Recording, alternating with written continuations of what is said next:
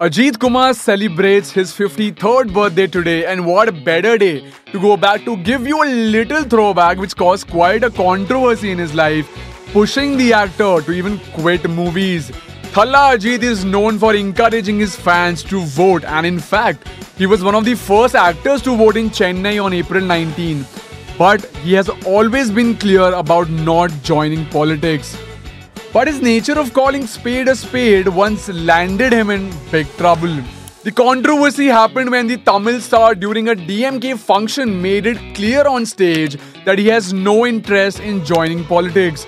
The then CM Dr. M. Karunanidhi was present at the event. Ajit did not even hesitate to complain that actors were being threatened to participate in political events.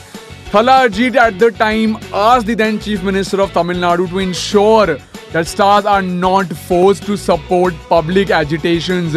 Rather than settling the dust, his remarks invited a flurry of staunch criticism, with the actor facing calls to boycott. After a mass protest against his speech, Ajit reacted to the controversy but refused to apologize. The Valimai actor claimed it was not a prepared speech, adding that he did not say anything wrong.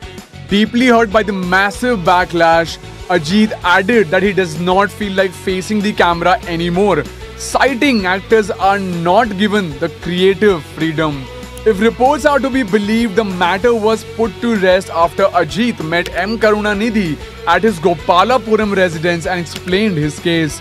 More power to Thalla Ajit, and for more such videos, keep watching NewsX.